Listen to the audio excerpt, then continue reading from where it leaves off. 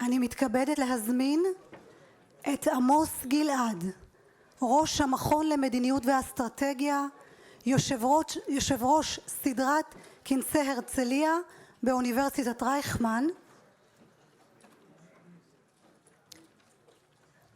At this point, I would like to call on His Excellency Tom Nides, the U.S. Ambassador to Israel, for a one-on-one interview on all the important issues.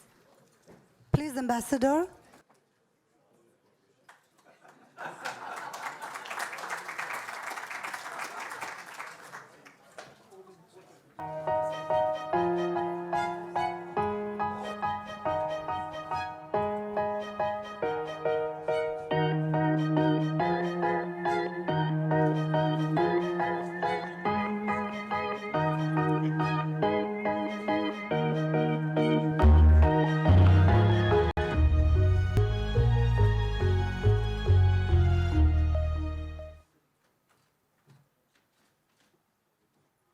That's it. That's the strategic alliance. Mr. Ambassador, it's a great honor and pleasure to interview you. There are better journalists that can do it, but I'm honored to do it. I need to open with two personal remarks. First of all, I'm so sorry you are leaving. You are essential in Israel more than you can imagine. How do I know it? Because you are leaving.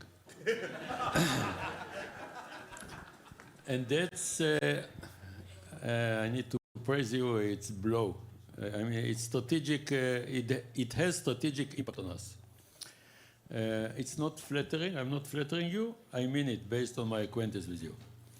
Secondly, I am involved in US-Israel in the deepest layers, 50 years. I say BC, before COVID, I don't want to say BC like I'm old. So I've invented something, everything that relates to me, it's BC, before COVID, because that's why I look younger. But I would like to share with you, based on what's happening now in Israel, what is your attitude to our strategic alliance? That there are some Israelis that I need to say idiots, sorry to say, it's not diplomatic language, I don't have it, that say, mind your own business, we don't need United States. I cannot imagine our existence in Israel without the strategic alliance and the friendship that based mainly on shared values. So I would like to ask you, how do you see it from your perspective? Well, first of all, General, it's an honor to be with you.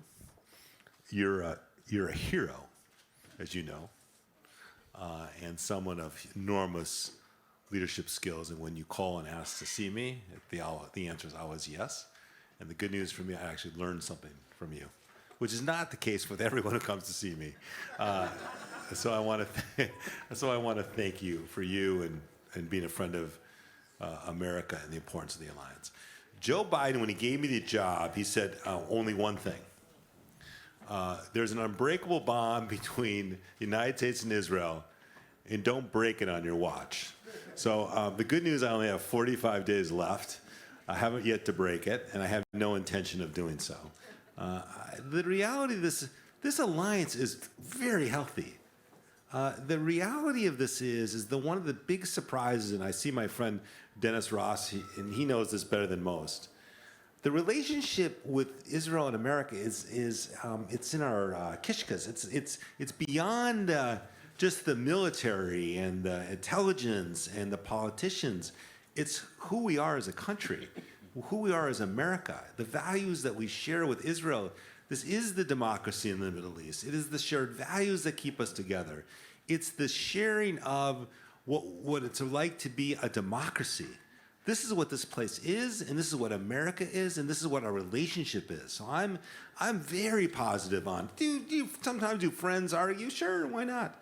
It's like I argue with my wife sometimes. The reality of this is this relationship is unbreakable. It's worthy of both the United States and Israel, and we continue to expand it and grow it every day. Thank you. Now I'm getting to tougher questions. We do have Iran. I'm dealing with Iran again before COVID. I presented the assessment about Iran to Mr. Netanyahu, 1996, and he adopted it as a main threat. Today, Iranians very close to be able to carry out their vision. I mean, not now, but nuclear, missiles, ballistic capabilities, terror, cyber, and so on. Even if we want, for example, to attack tomorrow Iran, military option, I'm not talking about secrets about our capabilities, what can we do it without United States? And if we cannot do it, what is your opinion? What is the relationship between the shared values, namely democracy, the lack of meetings between Prime Minister and President of the United States, without meetings, with all due respect, and I do have, to intelligence relationship, Air Force, IDF, General Kurila that visiting us frequently, belonging to CENTCOM, but you need the heads in order to make it something substantial. So what is your real opinion about it? I know it's not so easy to answer it, but I trust you that you will do it. Well, first of all, I think it's be clear to everyone, the coordination between the United States and Israel vis-a-vis our mutual enemies, the threats in the region, is lock solid. Everyone assumes it's just about America helping Israel. No, Israel helps America all the time, especially in this region. One of the things that the President Biden assured both Prime Minister Bennett and then Lapid and now Netanyahu, the conversations and coordination around Iran are completely without any lack of transparency. You know, some would suggest that the former administrations that Israel was surprised in some of the activities. First of all, we don't need to go into history, but the reality of this is the president made a commitment, and he intends to fulfill the commitment. He also made it very clear we're not going to stand by and let Iran obtain a nuclear weapon. There are people who talk about deterrence, degradation. We also talk about diplomacy. I think it's an important part of who we are as America. It's important about how you use your hard power and your soft power. If you believe what you read in the New York Times, and of course I believe everything I read in the New York Times, there's been several exercises, joint exercises that have taken place here. There's obviously the focus of CENTCOM, as you point out. That's a big deal. Having CENTCOM here in Israel and the coordination of General Kurila, there is no lack of focus on Iran in the United States government. Everyone and every day between not only the defense and the intelligence and the Congress and the White House and the State Department, we're all focused on this together. And I assure you one thing, we talk about the conversations, there isn't a day that goes by, and arguably not an hour that goes by, that we're not talking to Israel about what they believe. Listen, one thing you have to give the Prime Minister credit for, he's been consistent for almost 20 years on this issue of Iran. This is not something he hasn't focused on. And I think it is apparent for all of us that we understand the threat. And it's not just Iran, it's its proxies. And as we've seen between Hezbollah and Hamas, the ability for all of these to cause harm to Israel, we stand here to support Israel, to work with Israel to make sure Iran never obtains a nuclear weapon. You know, it's not a secret that we are relying on our military strengths or might, and thanks to you and the United States as ambassadors that we are given, we hosted here the Lockheed Martin with the F-35. I mean, that's great. However, in order to be powerful, you need to have strategic power. We do have an unbelievable relationship with the Arab countries. However, one of the pillars of our national security, the way it was phrased by Prime Minister Netanyahu, is to normalize our relationship. And U.S., that's my impression, I don't know too much about it, you are pushing something very ambitious in Saudi Arabia. How do you see the future of our relationship with Saudi Arabia and the normalization, or proceeding with the normalization in the future, but mainly with Saudi Arabia? Well, first of all, I think it's, and I've said this probably 5 billion times. I give the previous administration an enormous credit, including the prime minister and the Trump administration and the leadership and my predecessor David Friedman on obtaining the Abraham Accords. It was a game changer. There's no question. The work that was done on with the Emirates and the Bahrainians and the Moroccans were something I think all of us should step back and understand how successful that was. And then you add that between Egypt and Jordan, the combination of the Abraham Accords has changed the dynamics in the region in a fundamental way. I spent an enormous amount of time with these countries, growing the relationships, managing it, working as the joiner. We obviously can't tell these countries what to do, but we work with them collectively to make sure, both on economic and military cooperation, that's going on. And so I think that is fundamentally an important part of what has transformed here over the last 4 and 5 years. Obviously, it has been talked about of the potential, and I use the potential of a normalization between Saudi Arabia and Israel. The President of the United States came here 7 months ago for his 10th visit to Israel, and he said very clearly, after he said you don't have to be a Jew to be a Zionist, he made it very clear that he was going from Israel to Saudi Arabia, and one of the reasons he was going was because of Israel. One of the reasons he fundamentally wanted to go was to basically to improve the relationships in the hopes over time that a normalization between Saudi Arabia and Israel would happen. Would be phenomenal over time to get this done if we can. It's complicated. Everything's complicated, but it is in a view of many individuals who watch the region. It would be fundamentally a game changer because it's not just Saudi Arabia. It's much of the Muslim world, ultimately. So we're to work with the Israelis and with the Saudis and with not only with America but the policy holders, those legislators, and see if something can come about. Again, the president has said that he is willing to lean in. Jake Sullivan had a long speech a couple weeks ago.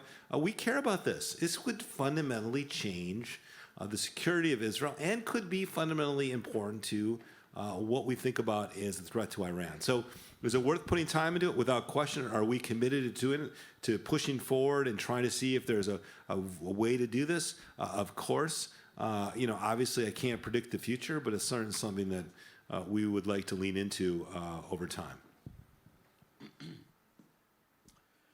How do you see the rapprochement between Iran and Saudi Arabia? It seems to me that I'm not sure it's so significant. That's why it's very interesting to share with you the view about it. We will see the ambassador of the Islamic Republic of Iran in Riyadh before we see the Israeli one.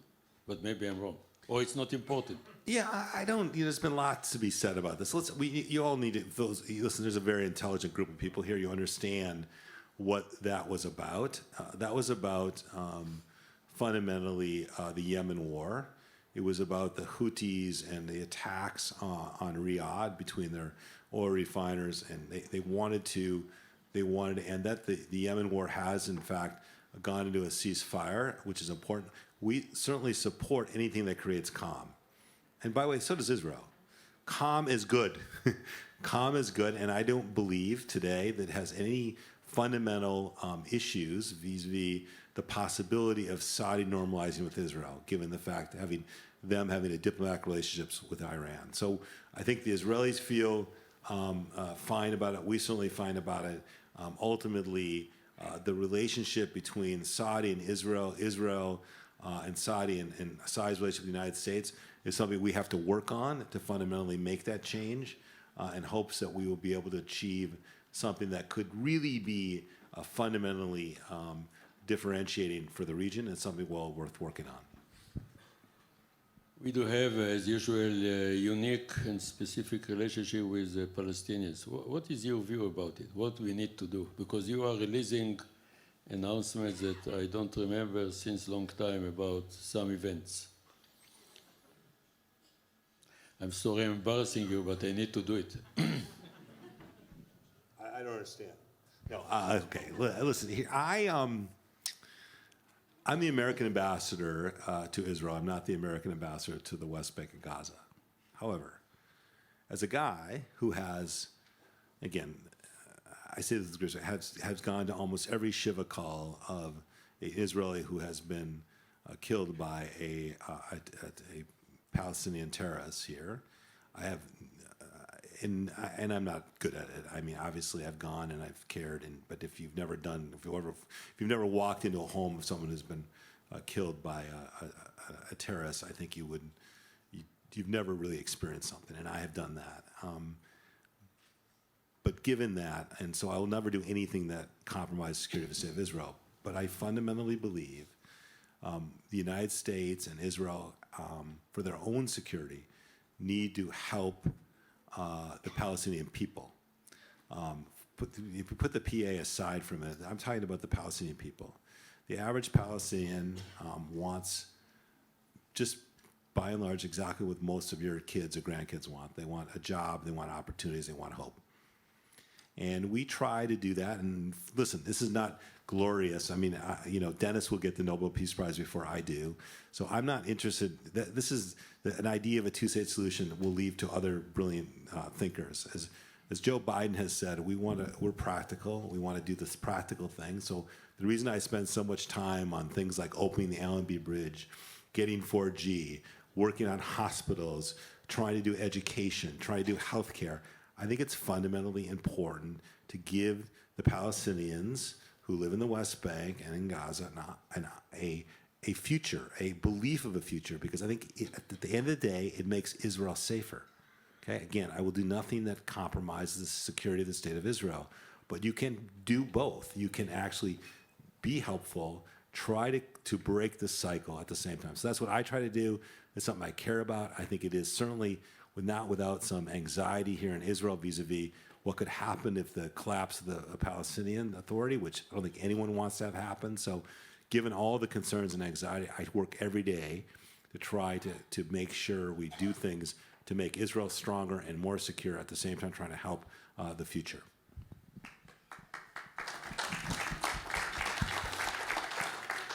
I would like to ask you about any possible way out of the conflict in Ukraine. It seems bloody and endless. So is there any way out?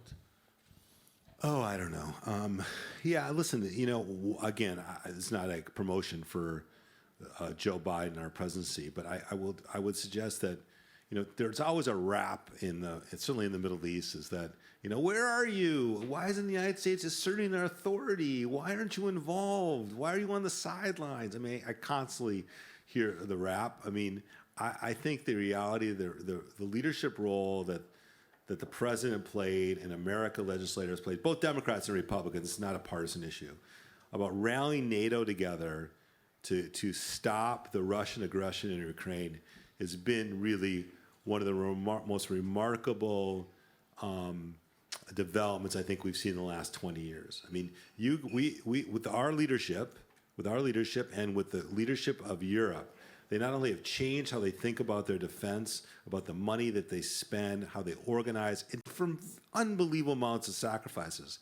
So I think our view of this has been very simply, we've got to back Zelensky. We've got to back the Ukrainian people. We've got to stop the Russian aggression. The insanity that Putin has placed upon the Ukrainian people is in all of our minds terrifying. And by the way, again, I think it shows to the rest of the world, those aggressors out there and the rest of the world who are thinking about putting harm on the United States or its allies, they'll think twice. Because ultimately, when the United States and our allies come together, it's an unbelievably powerful force. I don't know how it's going to end, obviously, but I think that it sends a strong message to the rest of the world, be careful what you wish for, because the United States, together with the Western alliances, can be enormously powerful in stopping aggression at its doorsteps. Regretfully, you have decided to leave us. I'm not dying. I'm not dying. Leaving us is, No, just going home. I'm just going home. No, but I need to tell you that I know all the American ambassadors, with due respect to all of them. You are playing here dramatically important job. I'm sure. I don't want to ask personally whoever is here, but why are you leaving us? No. We need you. Can I change your mind? Well, you're like everyone else. The Prime Minister called and said the same thing. He said he'd be willing to call my wife. I said, that's not a good idea. Listen, I think this is a phenomenal job. I mean, being the American ambassador to Israel, probably one of our most important, if not the most important ally.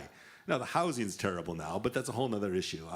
Since I sold my house, but in Herzliya. I'm not bitter, by the way, but my beautiful house was about 6 blocks from here, and they sold it. But I'll get even with David Friedman later. But I think this is a spectacular, emotional, interesting, and a really important job. And obviously, I've been here about 2 years. I've had 3 prime ministers.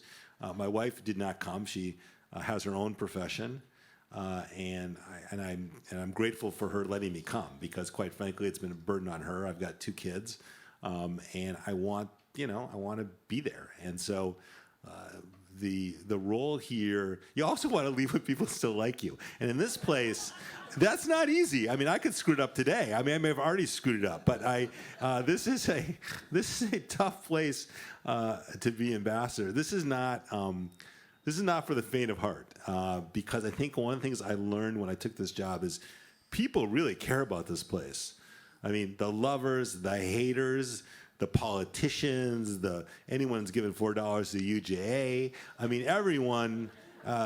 It's a really important place. And I think that's an important segment for whoever's here. And because I think it's that important, it's an enormous honor to have this job.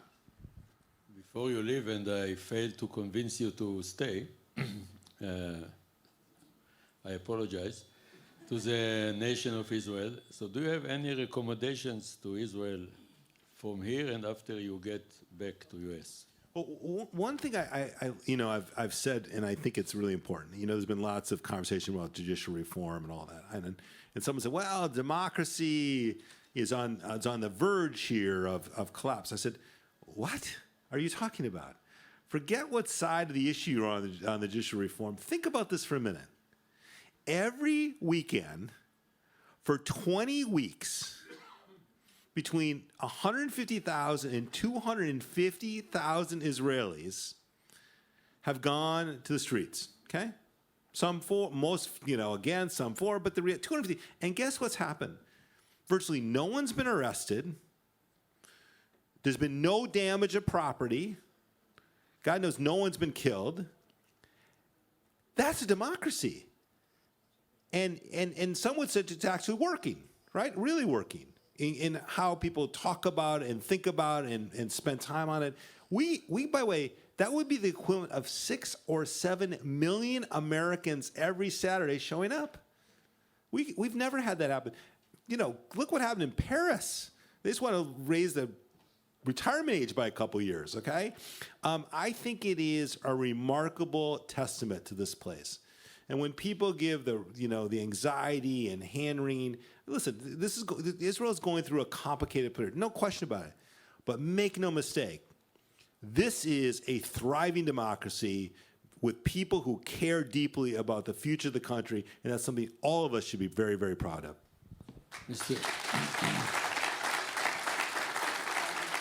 Mr. Ambassador, I hope that I would keep you until you change your mind. But unfortunately, we do have limits of time. So, Mr. Ambassador, thank you very much. It's a great honor to know you, not as politeness, really. And I wish you all the best, and I hope to see you very soon. And you will be invited to any conference that we will have in future. Thank you, General.